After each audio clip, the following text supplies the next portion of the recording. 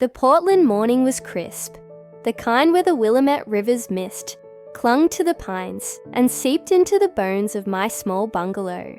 I, Margaret, a 72-year-old retired teacher, stood in my garden, pruning roses with hands that had graded papers for 35 years. My fingers, knotted with arthritis, moved with care, but my heart was unsteady.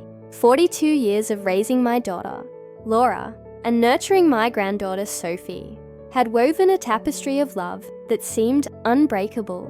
Our lakeside cabin on Lake Oswego, the vintage Triumph motorcycle my late husband George, polished like a jewel, and memories of family summers under Oregon's endless skies. But now, that tapestry was unraveling, thread by painful thread. 8 months ago, George slipped away during our morning ritual. Tea with honey, toast with Marionberry jam, his gentle smile as he read the paper. "My Maggie," he'd said, squeezing my hand, his last words before a stroke stole him. Since then, Sophie, now 28 and a graphic designer, had been my anchor. She'd visit weekly, help with chores, and urge me to see a doctor for my aching joints. "Gran, you've got to stay strong," she'd say, her hazel eyes bright with what I thought was love. Her fiancé, Ethan, a slick 30-year-old event planner, always lingered nearby, his smiles too polished, his words too calculated. I trusted Sophie, not him. The lakeside cabin was our sanctuary. George and I bought it in 1978, when Laura was 10, pouring every spare dime from his carpentry work and my teaching salary into it. Summers were alive with Sophie's laughter as she splashed in the lake, her birthday parties filled with homemade cakes and firefly hunts. Christmases brought her and Laura to the cabin's hearth, where George taught her to carve wooden ornaments. The Triumph, his pride, gleamed under his Sunday care, parked by the cabin's cedar porch. Sophie knew its value, not just in dollars, but in memories.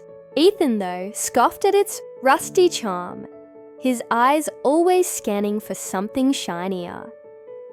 That morning, I sat in the doctor's waiting room, the fluorescent lights harsh against the grey linoleum, when my phone buzzed. It was Sophie, her voice cold, distant, like a stranger's. "Gran, Ethan and I are going to Paris for our wedding planning. I sold the cabin and the Triumph. Needed the money for the venue. You'll get a cut soon. Bye." The call ended before I could speak. 42 years of sacrifice. Every late night grading. Every summer spent at the cabin. Every hug I gave Sophie. Discarded in a 30-second call. My hands trembled, but tears didn't come. Instead, a quiet resolve bloomed, like the roses I'd pruned that morning. The doctor's visit was a blur. My arthritis was stable. More rest, better diet. My mind was elsewhere, replaying Sophie's words, Ethan's smug grin at our last dinner. Then I remembered George's final gift, 3 days before his death. He'd handed me a manila envelope, his eyes serious. "Maggie, keep this in your desk. Open it if I'm gone, when you're ready." Grief had buried that moment, but now it called to me like a beacon across the Columbia Gorge. At home, I retrieved the envelope from my oak desk, George's steady handwriting spelling my name. The bungalow was silent, shadows dancing across the quilted couch we'd bought together. My hands shook as I tore it open. Inside were deeds, bank statements, stock certificates, and a letter in George's neat script. "My dearest Maggie," he wrote, "I kept this secret to protect you from worry. Our savings grew into a trust fund, commercial properties, and stocks, a downtown Portland loft, a Lake Oswego strip mall, a coastal motel, and shares in 2 tech firms, and a brewery. You're worth $2 million. Sophie doesn't know. I wanted her to love us for us, not our wealth. Use this wisely." My breath caught. Deeds named me the sole heir of Evergreen Holdings, including the apartment Sophie and Ethan rented. George, a carpenter with a hidden knack for investments, had built a fortune I never suspected. I sat on the couch, the weight of his foresight sinking in. Sophie thought she'd left me destitute, selling the cabin for $500,000, half its value, and the Triumph for $15,000, a fraction of its worth. Ethan's influence was clear. He'd always pushed Sophie toward extravagance, but George had ensured I wasn't helpless. I smiled, not from joy, but from the power I now held, like a storm gathering over Mount Hood.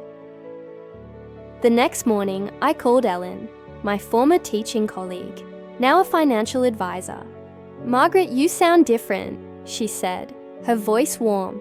I sent her the documents. Good heavens, George was a genius. "You're richer than half of Portland's elite. What's the plan?" I hired a lawyer, Patricia Cole, 503-555-0198, a no-nonsense estate attorney George had trusted. "Margaret, the cabin sale was fraudulent," Patricia said. "Sophie used a forged power of attorney. We can void it and recover the Triumph. What else?" I outlined my strategy. Reclaim everything silently. Let Sophie face the consequences of her betrayal. Then teach her what family means. "This is bold," Patricia said. "It's not revenge," I replied. "It's redemption," Sophie called that afternoon, her tone softer, patronizing. "Gran, we deposited $150,000 into your account. You're 30% from the sales. It'll help you get by. Ethan and I are planning the wedding of the century in Paris. We'll find you a nice apartment when we're back." I played the frail grandmother, my voice trembling. "When do you leave, dear?" "Tomorrow, 6 months, maybe more. Don't worry, Gran, we've got you." She hung up, oblivious to my plan. I checked my account. $150,000, a mockery of the cabin's worth. I laughed, the sound sharp in the quiet bungalow. From my porch, I watched Sophie and Ethan load designer suitcases into a cab, laughing, dreaming of Parisian lights. They didn't glance at my window. No goodbye. The betrayal cut deep, but George's envelope gave me armor. Patricia worked swiftly, nullifying the cabin sale within a week. The buyers, misled about my frailty, returned it without issue. The Triumph was harder. Sophie's forged power of attorney, signed during my grief, required proof of deception. Patricia tracked the buyer, a local collector, who returned it for $20,000 after learning the truth.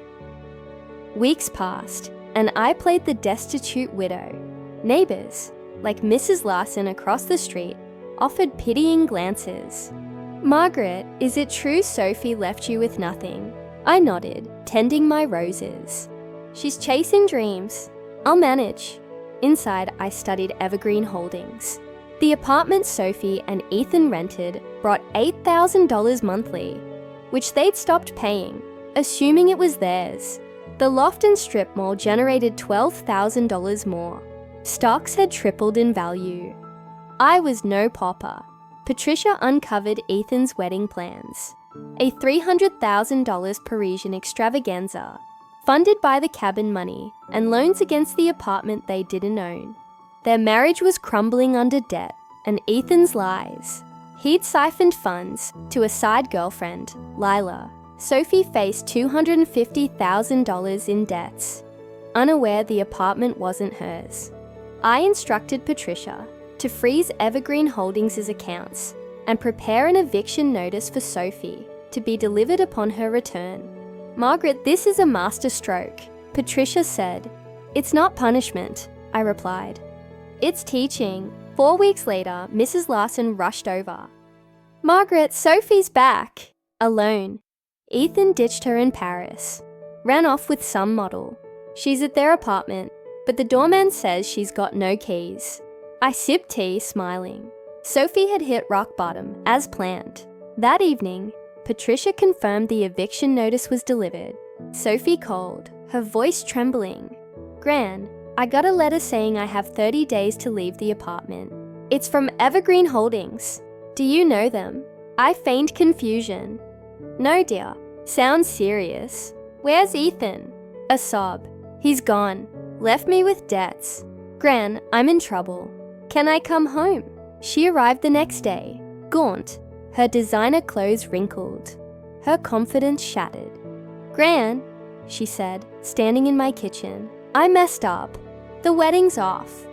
I owe $250,000. Ethan lied about everything.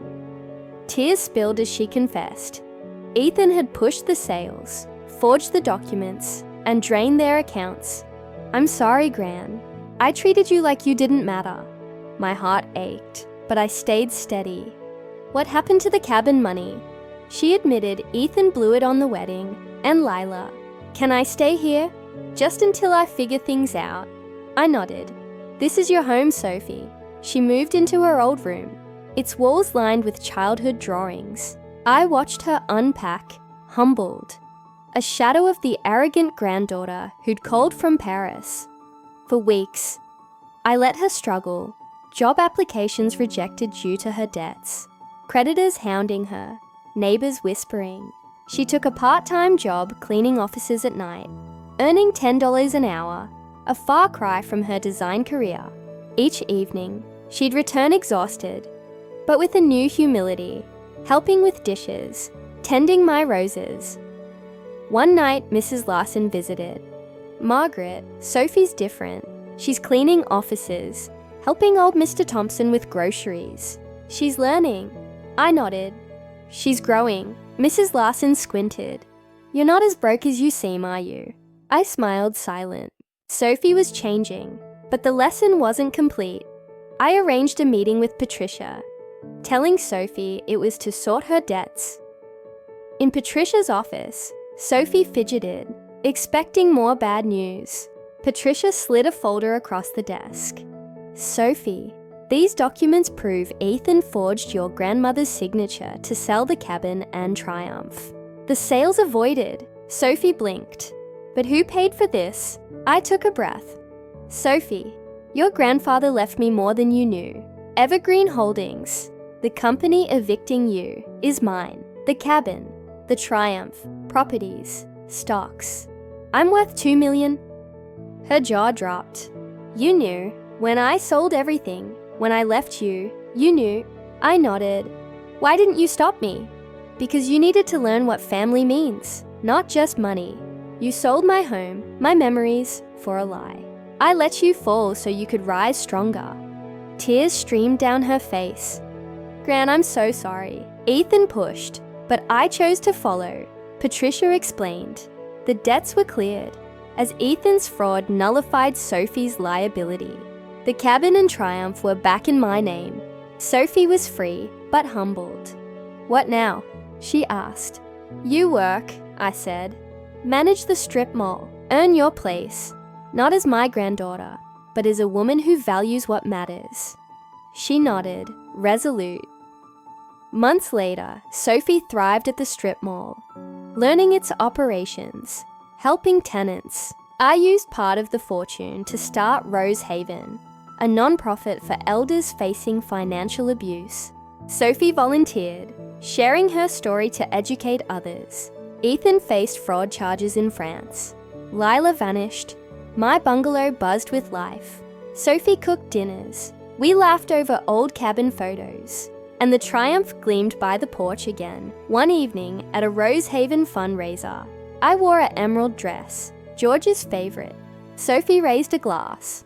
To Gran, who taught me true wealth is love, earned through respect. The crowd cheered, and I felt George's presence in the Portland breeze. Life Solver's lesson at Life Solver. We share stories of resilience. Margaret's silent strategy turned betrayal into redemption, saving $2 million and her granddaughter's soul. Elder financial abuse affects 15% of seniors, costing billions. A cabin and a Triumph changed everything. What would you do? Share your city and thoughts below.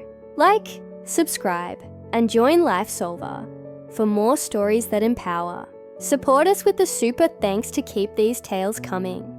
See you next time.